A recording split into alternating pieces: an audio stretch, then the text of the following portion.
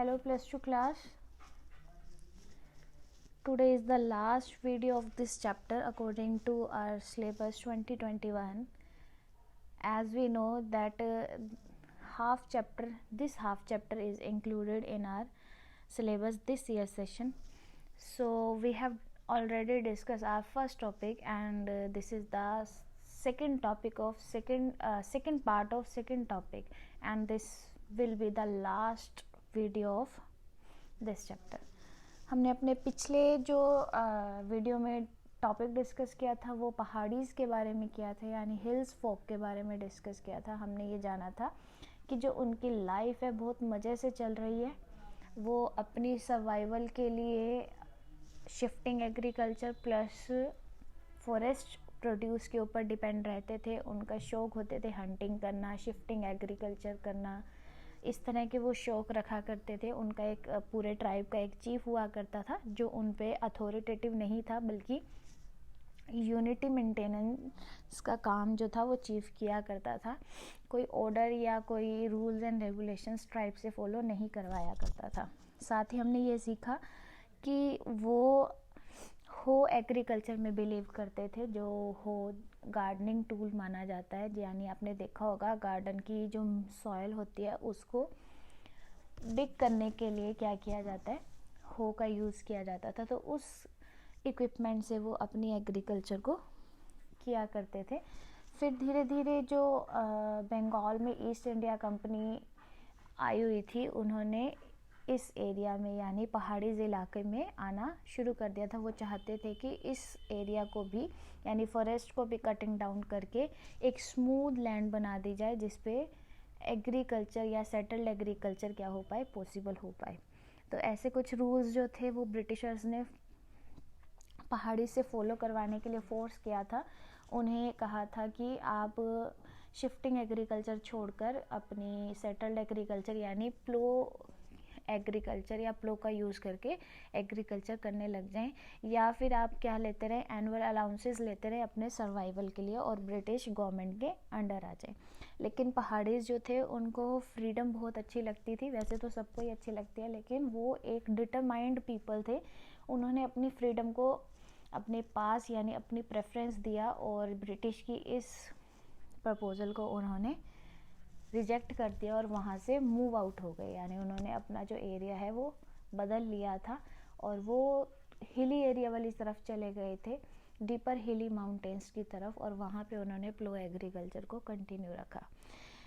फिर एक और ट्राइब जो थी उसका अपीयरेंस हुआ लोअर हिल्स की तरफ. उसका नाम था संथाल्स. संथाल्स जो थे वो ब्रिटिश के अकॉर्डिंग चलते थे, यानी उन्होंने प्लो एग्रीकल्चर करना स्टार्ट किया था. वो प्लो एग्रीकल्चर की फेवर में थे. एंड जो इसी वजह से जो पहाड़ीज थे और संथाल्स थे उनका वॉर चलता रहा और ये जो बैटल था वो काफ़ी लंबा चला. तो ये जो टॉपिक था हमने अपनी कल वाली वीडियो में डिस्कस किया, या हम कहेंगे प्रीवियस लेक्चर में हमने ये डिस्कस किया. यानी हम पहाड़ीज के बारे में बहुत कुछ जान चुके हैं. आज हम संथाल्स के बारे में जानेंगे. कल तक की वीडियो के अकॉर्डिंग हमें संथाल्स के बारे में सिर्फ इतना ही पता है कि ये एक ऐसी ट्राइब थी जो लोअर हिल्स में आई थी और इन्होंने प्लो एग्रीकल्चर करना स्टार्ट कर दिया था. आज हम इनके बारे में और जानेंगे. So today we are going to start our last topic of this chapter, that is the Santhal. And today's topic is from page number 272 274. कहते हैं कि जब 1810 का लास्ट टाइम आया था, 1810 का लास्ट टाइम आया था, एक बुचानन नाम के पर्सन थे. हमने पहले भी इस बंदे के बारे में डिस्कस किया था. बुचानन एक ऐसे विजिटर थे जिन्होंने अपने जर्नल के थ्रू इस यानी पहाड़ीज़ और संथाल्स के बारे में काफ़ी ज़्यादा डिस्क्राइब किया था, बंगाल के बारे में ज़्यादा डिस्क्राइब किया था. तो बुचानन जो थे वो एक ईस्ट इंडिया कंपनी के एम्प्लॉय थे. ये जगह जगह पर विज़िट करते थे और उनकी विज़िट के अकॉर्डिंग इन्होंने अपनी एक बुक लिखी थी, जर्नल लिखी थी, हम कहेंगे एक रिपोर्ट बनाई थी. उसी से इंफॉर्मेशन कलेक्ट करके हमें इस एरिया के बारे में पता चला था. लेकिन हमने ये बात याद रखनी है कि हमें जितना कुछ भी पता चला था इस एरिया के बारे में वो सिर्फ बुचानन के पॉइंट ऑफ व्यू से पता चला था। हम नहीं जानते कि ये जो पहाड़ीज थे उनके पॉइंट ऑफ व्यू क्या थे या संथाल्स थे उनके पॉइंट ऑफ व्यू क्या थे। हमने सिर्फ इतनी ही नॉलेज गेन की जो बुचानन की पॉइंट ऑफ व्यू से हमें बताया गया। तो हमने बुचानन के पॉइंट ऑफ व्यू से देखा कि संथाल्स पहाड़ीज कौन कौन थे और वहाँ पर क्या क्या हो रहा था। तो बुचानन जो थे वो ईस्ट इंडिया कंपनी के एम्प्लॉय थे, ईस्ट इंडिया कंपनी के लिए काम किया करते थे। तो ईस्ट इंडिया कंपनी चाहती थी कि जो बुचानन है वो जगह जगह पर विज़िट करे और देखे कि कौन सी लैंड को कौन सी एग्रीकल्चर के लिए यूज़ किया जा सके, और ताकि जो उनका आउटपुट है वो इंक्रीज़ हो सके, उनकी जो एक्सपोर्ट की रिक्वायरमेंट है उसको फुलफ़िल किया जा सके और उनका जो ट्रेड है वो हाई लेवल पर चला जाए। तो इस पर्पज़ से जो उन्होंने बुचानन को अपॉइंट किया हुआ था, और बुचानन भी कोई पर्सनल क्या कहेंगे हैप्पीनेस के लिए या पर्सनल एक्सपीरियंस के लिए ये टूर वगैरह नहीं किया करते थे, विज़िट नहीं किया करते थे, बल्कि इनका काम था मेनली हम कहेंगे कि ये भी पैसा कमाना चाहते थे, इसलिए ईस्ट इंडिया कंपनी के लिए काम कर रहे थे और जगह जगह पर विज़िट कर रहे थे और रिपोर्ट बना रहे थे। तो उन्हीं रिपोर्ट से हमें ये सारी इन्फॉर्मेशन जो है कलेक्ट हुई। तो 1810 का जो लास्ट टाइम था उस टाइम पीरियड में बुचानन जो है वो विज़िट करते हैं एक गांव में जिसका नाम था गंजूरिया पहाड़। मतलब ये एक जगह का नाम है गंजूरिया पहाड़। ये एक बहुत ही रॉकी कंट्री है, या हम कहेंगे एक बहुत ही पुराना विलेज है।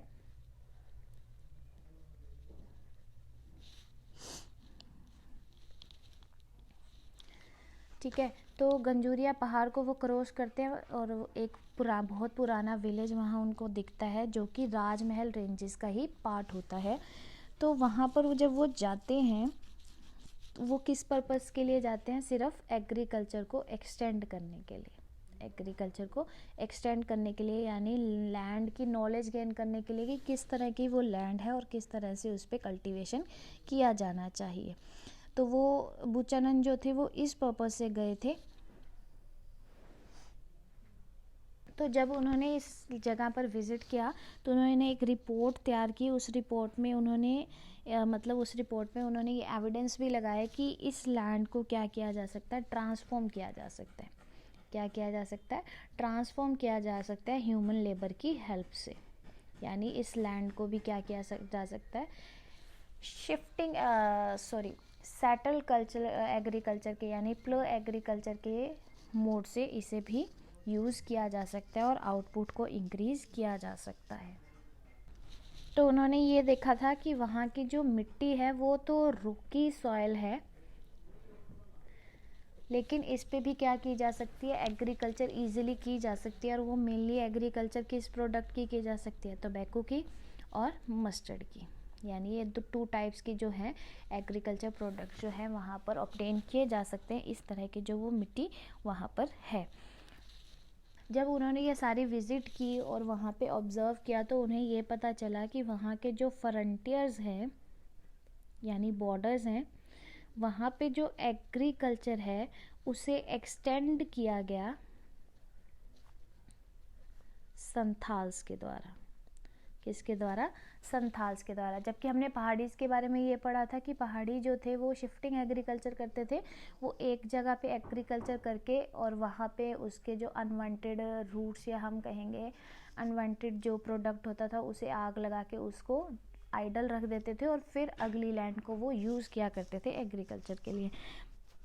लेकिन संथाल जो थे उन्होंने प्लो एग्रीकल्चर की थी, वो उन्होंने एग्रीकल्चर को एक्सटेंड किया था। और फ्रंटियर्स में जिसने एग्रीकल्चर को एक्सटेंड किया था वहाँ पर उनका टोटली क्रेडिट जाता है संथाल्स को। तो इन्होंने 1800 में जो थी वो लोअर हिल्स में एंट्री की थी। फॉरेस्ट को क्लियर करके उन्होंने एग्रीकल्चर लैंड प्रिपेयर की थी, एग्रीकल्चर लैंड को उन्होंने प्रिपेयर किया था, जैसे कि हिल्स फोक ने नहीं किया था, यानी पहाड़ीज ने नहीं किया था, लेकिन ये काम इन्होंने किया था। फॉरेस्ट को क्लियर किया और लैंड को प्रिपेयर किया एग्रीकल्चर के लिए। तो इस तरह से जो एग्रीकल्चर एक्सटेंशन हुआ था फ्रंटियर्स पे वो संथाल्स के द्वारा हुआ था और 1800 में उन्होंने फॉरेस्ट को क्लियर करके एग्रीकल्चर लैंड प्रिपेयर की थी।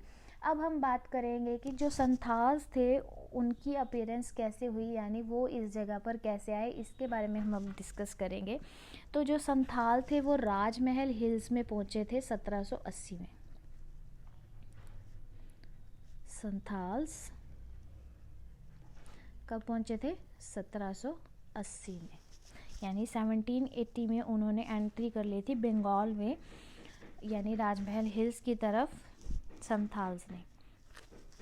तो जैसे ब्रिटिश गवर्नमेंट ने एक पैसिफिकेशन का रूल बनाया था या पहाड़ीज़ को क्या किया था, कन्विंस किया था कि वो प्लो एग्रीकल्चर करने लग जाएं, लेकिन पहाड़ीज़ ने इसलिए टोटली क्या कर दिया था, रिफ्यूज़ कर दिया था। तो वहाँ से वो डिसअपॉइंट हो गए थे जो ब्रिटिश गवर्नमेंट थी, और फिर उन्होंने किसको टारगेट बनाया? संथाल्स को टारगेट बनाया। तो जो ज़मींदार थे उन्होंने क्या कर दिया, संथाल्स को हायर कर लिया। किस लिए हायर कर लिया? कल्टीवेशन को एक्सपेंड करने के लिए। और जो ब्रिटिश ऑफिशियल्स थे उन्होंने संथाल्स को इनवाइटेड किया, कहाँ पर? जंगल महल्स में। यानी अब वो क्या कर रहे थे, संथाल्स को यूज़ कर रहे थे अपनी एग्रीकल्चर को एक्सटेंड करने के लिए। और जैसे कि जो संथाल्स थे वो ब्रिटिश ऑफिसर्स को फॉलो कर रहे थे,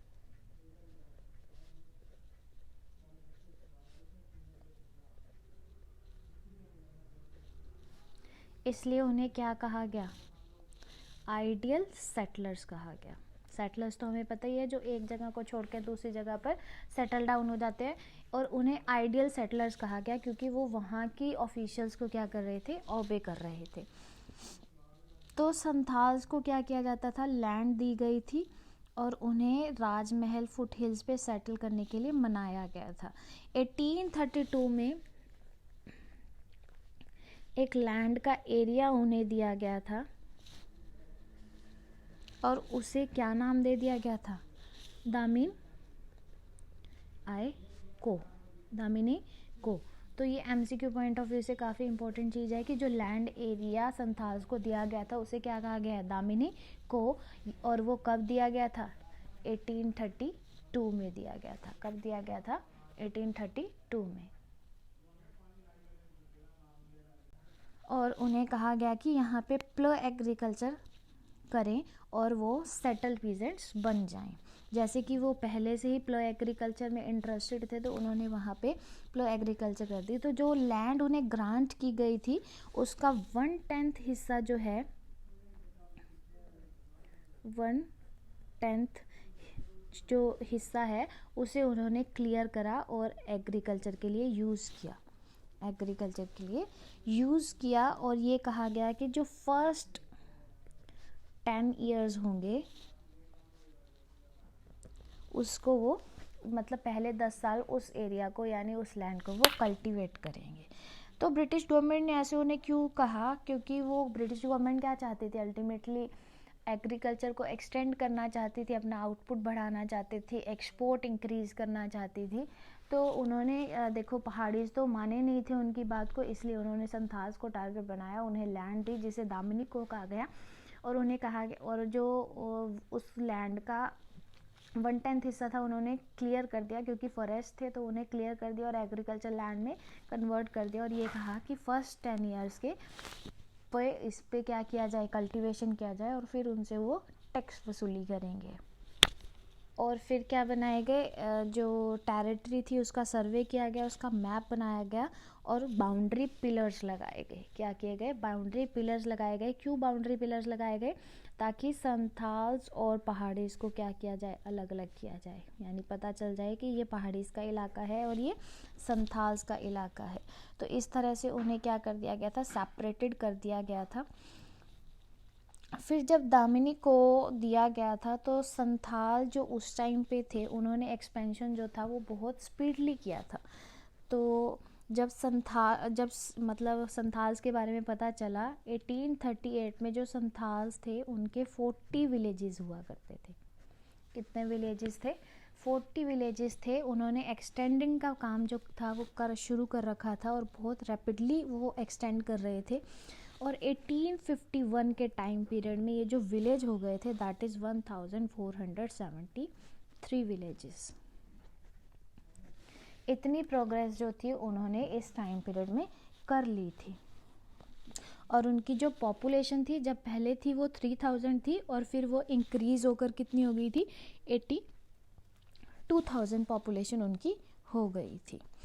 तो कल्टीवेशन पॉइंट ऑफ व्यू से जो संथाल थे वो ब्रिटिशर्स के बहुत ही ज़्यादा ओबेयर्स थे और कंपनीज कॉफर्स उन्हें कहा गया था, यानी वो उनकी हेल्प कर रहे थे एग्रीकल्चर को इंक्रीज़ करने में, उनका आउटपुट इंक्रीज़ करने में और कंपनी की डेवलपमेंट में। तो उस टाइम पीरियड में जो पहाड़ीज थी उनकी इम्पोर्टेंस कम होती जा रही थी और संथाल्स की इम्पोर्टेंस इंक्रीज़ होती जा रही थी, क्योंकि पहाड़ीज को रजिस्ट कर दिया गया था और उन्हें वहाँ उस हिल से बाहर जाने के लिए फोर्स भी किया गया था।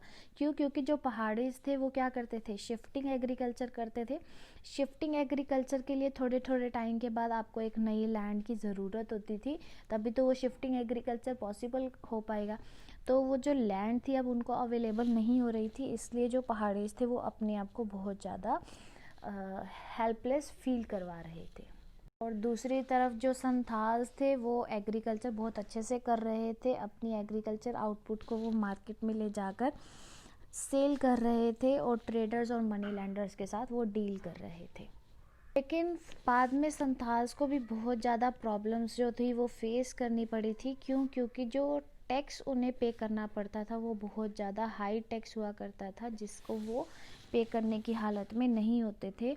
और वो जब पे नहीं कर पाते थे तो उनसे जो लैंड है उनकी वापस टेक ओवर कर ली जाती थी, क्योंकि वो टैक्स पे नहीं कर पाते थे और उनका जो कंट्रोल था उस लैंड के ऊपर से ख़त्म हो जाता था। तो संथाल्स मतलब उधार लेते थे या मनी वगैरह बोरो किया करते थे अपनी एग्रीकल्चर के लिए, जिनसे वो मनी बोरो किया करते थे, यानी जो मनी लैंडर्स थे संथाल्स के लिए, उन्हें संथाल्स जो कहते थे दैट इज़ दिक्कूज।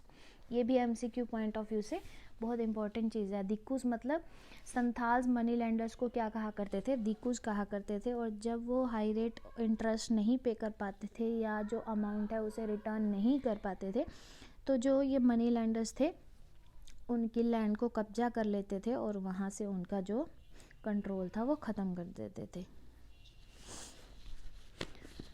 एक तो ब्रिटिशर्स की वजह से हाई टैक्स जा रहा था और मनी लैंडर्स की वजह से हाई रेट ऑफ इंटरेस्ट और उनका लैंड का छीन लेना, कंट्रोल ख़त्म कर देना। और कॉलोनीज़ वगैरह जो ब्रिटिशर्स बना रहे थे, उन सारी चीज़ों से जो संथाल्स थे वो इरिटेट हो चुके थे और उन्होंने 1850s में क्या कर लिया था, रिबेल कर लिया था, यानी एक रिवोल्ट या हम कहेंगे एक विद्रोह कर लिया था। किसके अगेंस्ट? ब्रिटिशर्स के अगेंस्ट, क्योंकि वो हाई टैक्सेस ले रहे थे। मनी लैंडर्स के अगेंस्ट, क्योंकि वो क्या कर रहे थे, high rate of interest charge कर रहे थे। और ज़मींदार्स के अगेंस्ट, क्योंकि वो इन टैक्स की क्या कर रहे थे, कलेक्शन कर रहे थे फोर्सफुली। तो इस वजह से इन्होंने भी क्या कर लिया था, 1850s में रिबेल यानी एक रिवोल्ट शुरू कर लिया था। जब ये सारा कुछ रिवोल्ट जो था मतलब सुलटा या ख़त्म हुआ, that is the time period of 1855 और 1856। तो एक जो जगह है या एक एरिया जो है वो संथाल्स को दिया गया या बनाया गया, उस जगह का नाम था संथाल्स परगाना।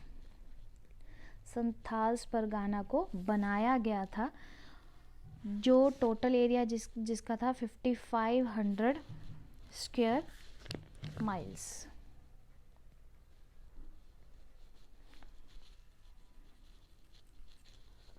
यानी दो डिस्ट्रिक्ट यहाँ पे बता रखी है, भागलपुर एंड भीरभम। भागलपुर एंड भीरभम।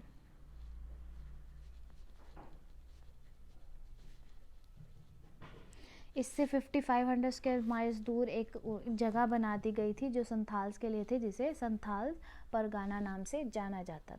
तो एक जगह उनके लिए बना दी गई और ब्रिटिश गवर्नमेंट ने जो थे कुछ न्यू टेरिटरीज, अब ये न्यू टेरिटरीज हो गई और संथाल्स परगाना के लिए क्या बना दिए थे, कुछ सम स्पेशल लॉज बना दिए थे ताकि संथाल्स भी खुश रहें और ब्रिटिश गवर्नमेंट भी खुश रहे और संथाल्स जो है वो इजीली अपनी लाइफ को सरवाइव कर सके। तो जैसे इनका रिवोल्ट हो गया था, हमारी बुक में 3 पिक्चर्स दे रखे हैं इनके रिवोल्ट में, जिसमें दिखाया गया है कि जो संथाल्स थे वो कैसे ब्रिटिश गवर्नमेंट से लड़े थे और जो ब्रिटिश गवर्नमेंट थे उन्होंने कैसे बैक अटैक किया था। तो let me show you these pictures. तो ये जो बंदा है दैट इज़ सिद्धू मांझी, जो संथाल रिबेलियन का लीडर था, यानी जो ये रिबेल हुआ था, रिबेलियंस बने थे, उनका ये लीडर था। और ये जो वॉर्स की देखिए कुछ पिक्चर्स दे रखे हैं जिसमें संथाल जो हैं वो ब्रिटिश राज के ऊपर क्या कर रहे हैं, मतलब अटैक कर रहे हैं। सिपाही थे ये संथाल्स के, और जो ब्रिटिश राज के सिपाहियों के ऊपर क्या कर रहे हैं, यानी संथाल्स रिबेलियंस थे और वो ब्रिटिश सिपाहियों के ऊपर अटैक कर रहे हैं। और दूसरी पिक्चर में हमें ये दिखाया गया कि जो ब्रिटिश गवर्नमेंट थी वो कैसे संथाल्स के ऊपर अपना अटैक कर रही है। तो जब ये सारा कुछ सेटल डाउन हो गया तो ब्रिटिश गवर्नमेंट ने संथाल्स के लिए एक एरिया चुना जिसे संथाल परगाना कहा गया, और वहाँ के लिए उन्हें कुछ स्पेशल रूल्स एंड रेगुलेशन बना के दिए गए। Now we are going to start our last topic of this chapter, that is the accounts of बुचानन, जिसमें हम बुचानन के बारे में जानेंगे, जैसे इसके बारे में और वहाँ के रूल्स एंड रेगुलेशंस के बारे में जो ब्रिटिशर्स या ईस्ट इंडिया कंपनी ने उनके ऊपर इम्पोज की थी। तो हमें इनकी जो रिपोर्ट है उसे भूलना नहीं चाहिए, लेकिन हमें ये भी याद रखना चाहिए कि जो बुचानन थे वो एम्प्लॉय थे ईस्ट इंडिया कंपनी के लिए। वो कोई प्लेजर अचीवमेंट के लिए जर्नीज नहीं किया करते थे, सेल्फ इंस्पिरेशन के लिए जर्नी नहीं किया करते थे, बल्कि ये उनका काम था जगह जगह पर विज़िट करना, वहाँ के रिपोर्ट तैयार करना और एग्रीकल्चर लैंड को प्रिपेयर करना, सो दैट जो उनका आउटपुट है वो इंक्रीज़ हो सके, एक्सपोर्ट इंक्रीज़ हो सके, उनकी ट्रेडिंग हो सके और जो उनकी ईस्ट इंडिया कंपनी है वो डेवलप हो सके। तो जब वो कहीं भी जाया करते थे तो उनके पास एक टीम हुआ करती थी, लार्ज आर्मी हुआ करती थी पीपल के लोगों की, दैट इज़ ड्रॉट्समैन। वो अपने साथ ड्रॉट्समैन लेकर जाया करते थे, सर्वेयर्स लेकर जाया करते थे,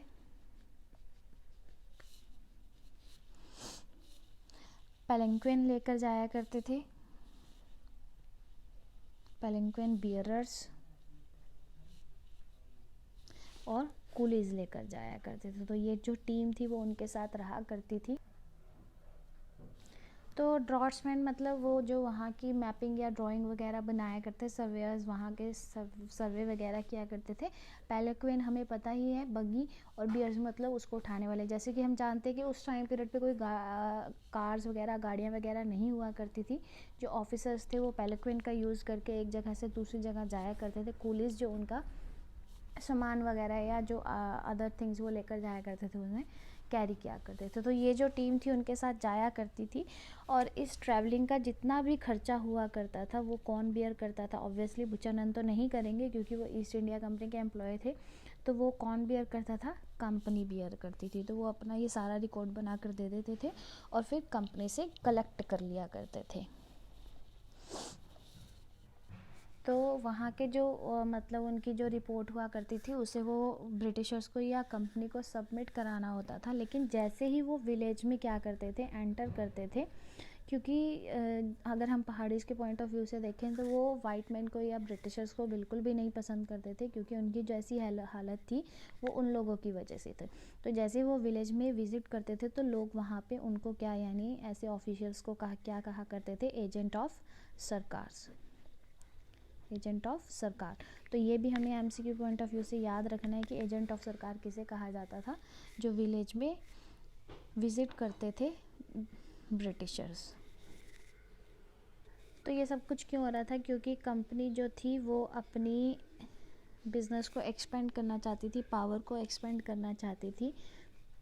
इस वजह से वो क्या कर रही थी? लैंड एक्सपेंशन कर रही थी और वहाँ के रिसोर्सेज को वो लुक आउट कर रही थी ताकि उसे कंट्रोल और एक्सप्लॉइट किया जा सके और उनको क्या हो सके, अच्छे से अच्छी इनकम हो सके उनकी ट्रेडिंग के लिए। तो ये जो सर्वे किए जाते थे ये किस लिए किए जाते थे? नेचुरल सोर्सेज को चेक करने के लिए किए जाते थे। तो क्या किया करते थे? ये सर्वे किया करते थे लैंडस्केप का, रेवेन्यू सोर्सेज बनाया करते थे, ऑर्गेनाइज्ड डिस्कवरी किया करते थे एंड डिस्कवरी को ऑर्गेनाइज किया करते थे। उसे फिर जियोलॉजिस्ट के पास भेजा करते थे, जियोग्राफर्स के पास भेजा करते थे। फिर बॉटनिस्ट और मेडिकल मैन जो थे वो इन्फॉर्मेशन को कलेक्ट किया करते थे और वहाँ से टोटली ऑब्जर्व करके बताया करते थे कि कहाँ पर कौन से प्रोडक्ट को ऑब्टेन किया जा सकता था। तो बुचानन जो थे वो स्टोन और रॉक्स को ऑब्जर्व किया करते थे, लेयर्स देखा करते थे सॉइल की, और फिर ये देखा कर सर्च किया करते थे कि कौन से मिनरल्स कौन से स्टोन से या कौन सी जगह से क्या वैल्यूएबल आइटम, यानी कौन से मिनरल्स कौन सी जगह से मिल रहे हैं या कौन से वैल्यूएबल स्टोन्स कहाँ से मिल रहे हैं और उसका कैसे यूज़ किया जा सके। तो उन्होंने ये सारे रिकॉर्ड देखे, उन्होंने ये सारे साइंस जो थे, कौन कौन से साइंस कि आयरन और वहाँ पर थी, माइका था, ग्रेनाइट और साल्ट पीटर। तो इसके जो उन्हें ट्रेसेस मिले थे उन सबको उन्होंने रिकॉर्ड किया था और फिर उसे ऑब्जर्व करके प्रैक्टिस में लगाया था सॉल्ट मेकिंग की और आयरन और माइनिंग में। उन्होंने लैंडस्केप के बारे में भी लिखा था और फिर ये लिखा था कि कौन सी जगह पर कौन सी क्रॉप को कल्टीवेट किया जा सकता है। तो अल्टीमेटली हम ये कहेंगे कि जो बुचानन थे वो एक ईस्ट इंडिया कंपनी के एम्प्लॉय थे और उन्होंने एज हिज वर्क ये सारा जो काम था, विजिट जो था, ऑब्जर्वेशन जो थी वो की थी, ताकि ईस्ट इंडिया कंपनी अपना ट्रेड एक्सपेंड कर सके, कंट्रोल एक्सटेंड कर सके और एग्रीकल्चर आउटपुट को इंक्रीज कर सके। लेकिन कुछ लोग जो थे उन्हें पसंद किया करते थे और कुछ लोग उन्हें पसंद नहीं किया करते थे। तो यहाँ जो हमारा ये टॉपिक है वो एंड हो जाता है और ये जो चैप्टर है वो भी फिनिश हो जाता है। तो मंडे ऑनवर्ड्स जो हमारा नेक्स्ट चैप्टर है दैट इज़ रिबल्स, या हम कहेंगे रिबल्स एंड द राज, या हम कहेंगे रिवोल्ट ऑफ 1857। तो इसमें हम अपनी मॉडर्न हिस्ट्री पढ़ेंगे। मॉडर्न हिस्ट्री तो हमारी इस चैप्टर से भी शुरू हो गई, ब्रिटिशर्स आ गए थे। तो मंडे से हम अपना नया चैप्टर स्टार्ट कर देंगे और कोशिश करेंगे कि जल्दी जल्दी जो सिलेबस है वो इसी मंथ एंड हो जाए, so that you can easily do your revision and get good marks in your board exam. So after discussing this topic, if you have any doubt, please let me know. Otherwise, don't forget to do your work timely and don't forget to pray for everyone. See you in next video with new chapter. Till then, take care. Thank you.